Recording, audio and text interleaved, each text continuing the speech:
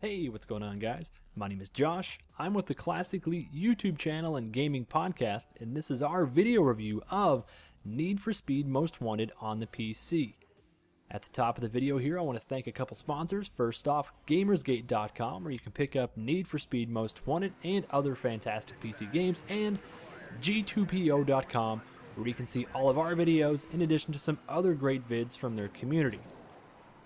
Getting into the review, I want to preface it and say that I'm a longtime fan of the Criterion racing games, way back in the Burnout days. Burnout Paradise, not that old, is actually one of my favorite racers of all time, if not one of my favorite games of all time. So when I heard they were going to jump in and do some Need for Speed games, I was blown away. They put out Hot Pursuit, and it was really good. It added a whole lot of Burnout flavor to the Need for Speed series, and it ultimately paid off. This is their second foray into the NFS franchise, and now they're injecting a whole lot of Need for Speed into the Burnout Paradise formula. Now that sounds amazing on paper. It's like peanut butter and jelly. They were born to go together. But you know what, guys? It's good, but it just doesn't quite mesh perfectly. Now I'm going to start with the basics. If you liked Hot Pursuit and or you enjoyed Burnout Paradise, this game is most likely right up your alley. You get a big open city to run around in, billboards to smash, gates to crash through, and lots of races to complete. There are actually over 40 cars in the game currently, and each one has at least 5 races assigned to it. These are not unique races, they do repeat amongst the cars, but there's still a lot of content. Completing these races unlocks upgrades for your car.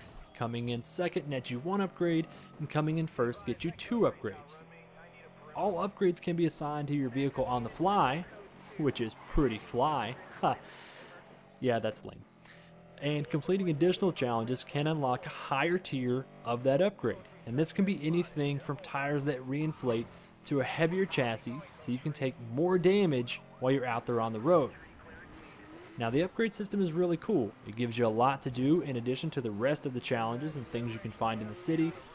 The bummer is that all the unlocks are car specific. This means that each new vehicle you find, you're essentially starting over. No nitrous, no sweet ass tires, etc. It's not really a bad thing necessarily, but it just feels like a design choice that was put in to more or less pad the game's single player length. Now, there is an upgrade path. You are earning speed points for everything you do. And the entire point of the game is to keep racing, racking up these speed points, getting some notoriety as it were, and eventually you can take on the 10 best racers in the city. It is the most wanted list.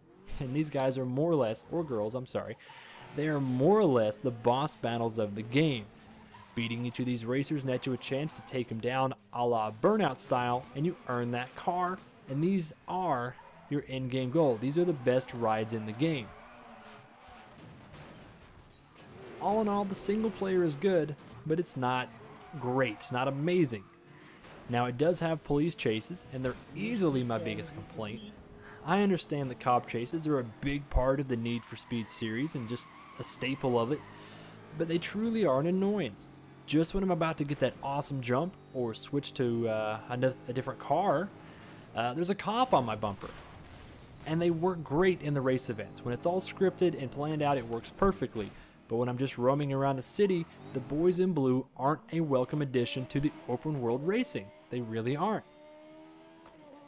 Criterion can and has shown themselves to be capable of much more, which is why I'm disappointed in the game's offline component. It's not bad at all, but really it just has no personality.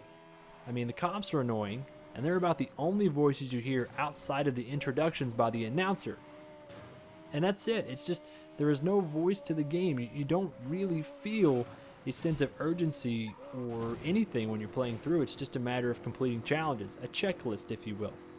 And the city itself is amazing. It is fantastically beautiful on the PC. It's got some great light effects and runs at a solid 60 frames per second on the PC. Still yet, it feels lifeless.